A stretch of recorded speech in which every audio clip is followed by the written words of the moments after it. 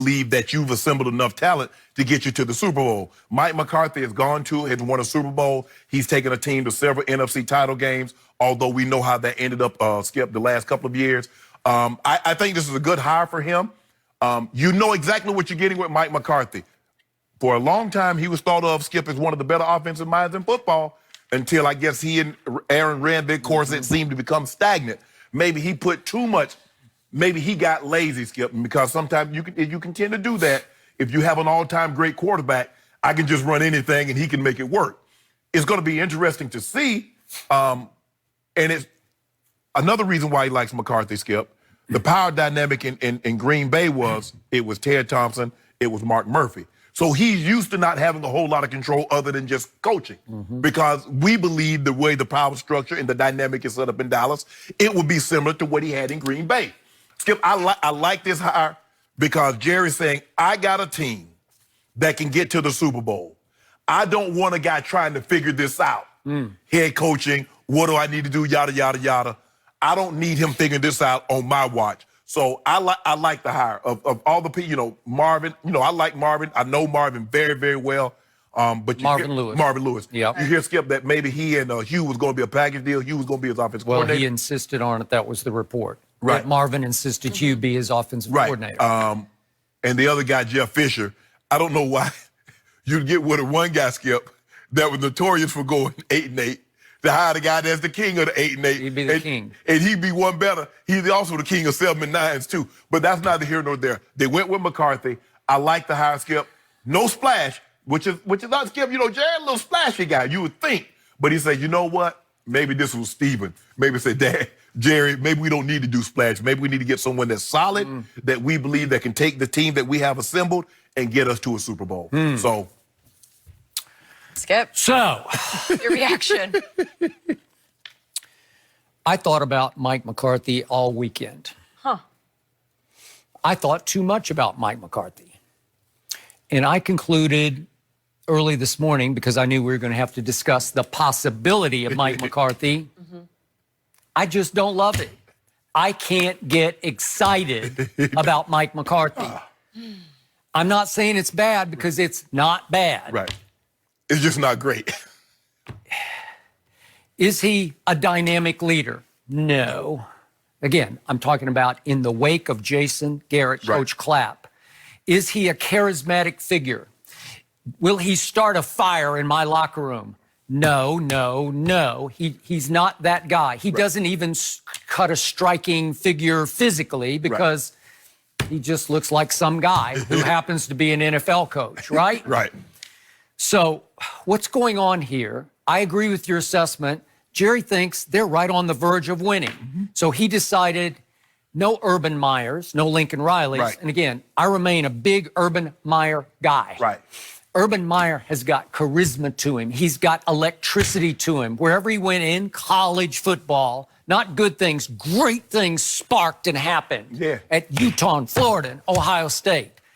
Now, you can't recruit, obviously, in pro football. So I don't know. It would be much higher risk, but maybe much higher reward to go with Urban Meyer. But he's going to help you. He's going to help you as far as the draft, because a lot of these guys that's coming out, he tried. That's what gave Jimmy the advantage. Okay. Interesting. So, but Jerry said tried and true. So he went all the way to tried and truest. He went to the longest tenured NFL head coaches who are out of work right now. Correct. He started with Marvin Lewis.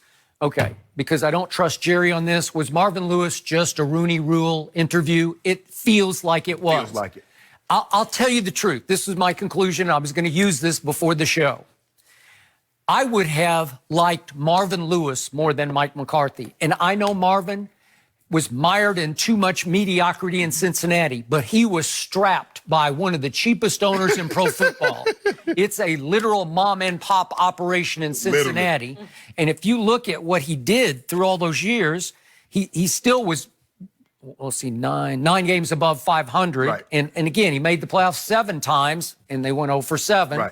But it was Andy Dalton. It was just, listen, Marvin Lewis can coach defense. And if you told me that Mike McCarthy would be able to hire Marvin Lewis to coordinate the defense, I would then be ecstatic. But I'm going to doubt Marvin would go for that. I would doubt that also. Okay, but somehow I hope that's a possibility. Right.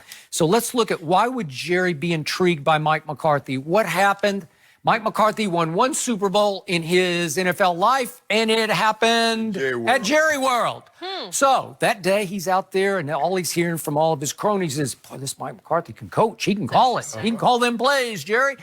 And yet, I'm not the biggest Aaron Rodgers fan, but through that period when they were at their best, starting with that wild card, and remember, that was a straight road wild card run all the way to a championship. Yep. That was 10 years ago.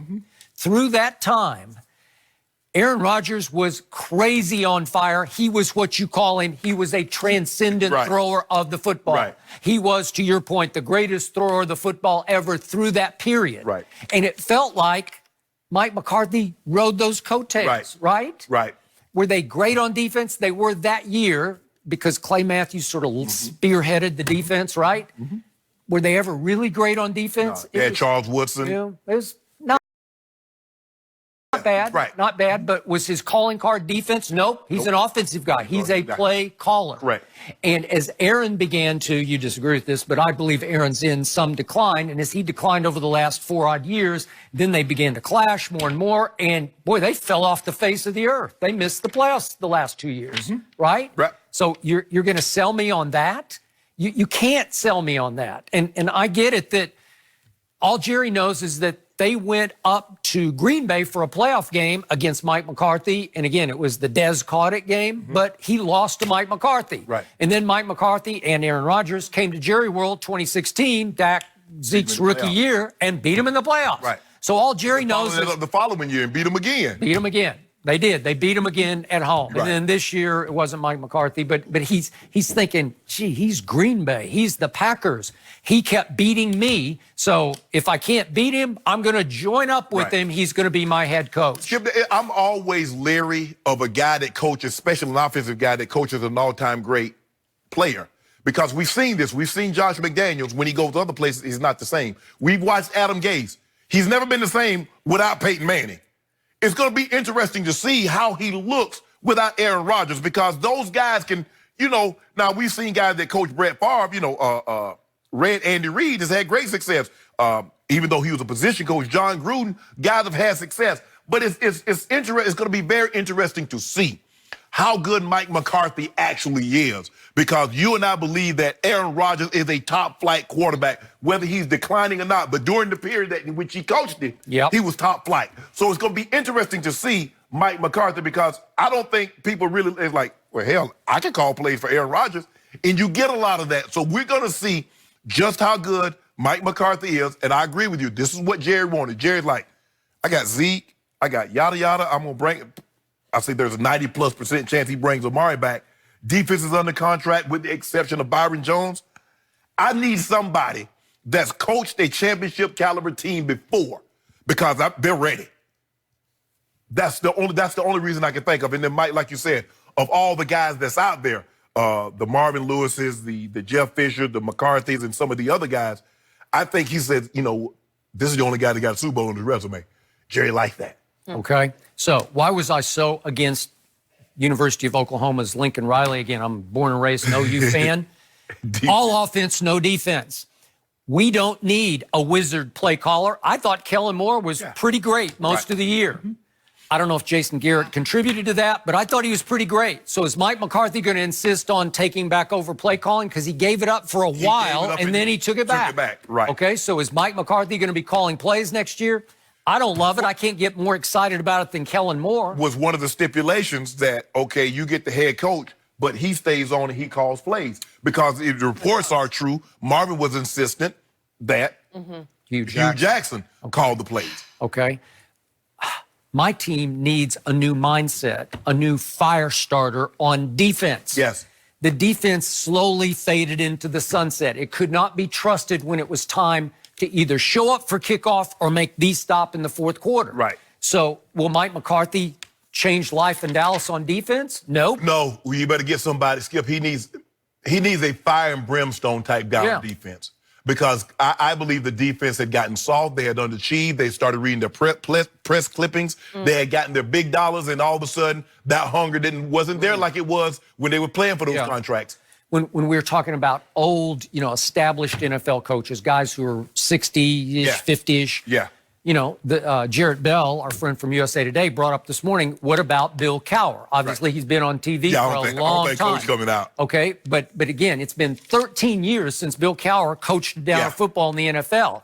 But at least he was a defensive football coach. Oh, yeah. So my eyebrows went up because I'm thinking, Bill Cowher was a tough guy. And he fire. Woo. Oh, he gonna light a fire on everybody. Fire. And yet, is Mike McCarthy fire? Nah. No. He might, Skip. I don't know him. I don't. It's funny thing, Skip. I made the Pro Bowl. He was my position coach at the Pro Bowl. He used to be a tight ends coach at Kansas City back in the mid-90s. He did. So that's my only interaction with How him. did you find him? Zero? Like just Skip, look. like a bump on a log? Skip, when you go to the Pro Bowl, you really tuning out everything. You ain't really paying no attention to nobody. You're not going to get coached. No, can imagine you had a great time. no. Right? No. Well, I had Coach Schuler one year. Coach Schuler was great, but I ain't really trying to listen. You weren't getting coached. No. So Jeff Fisher obviously was a possibility raised, and he's the king of 8-8. But the only thing that appealed to me about Jeff Fisher, at least he's a defensive football right. coach. Okay. So I'm looking for defense, and you gave me, I don't know, maybe a little better Jason Garrett. Right. Maybe he's just a little better than Jason Garrett. That's about all I can give him. Wow. The thing I think about is Jerry remains the star. That's what Yeah. jumps into my Thank mind. you. And Jerry's Jerry the got star. to be the star. He got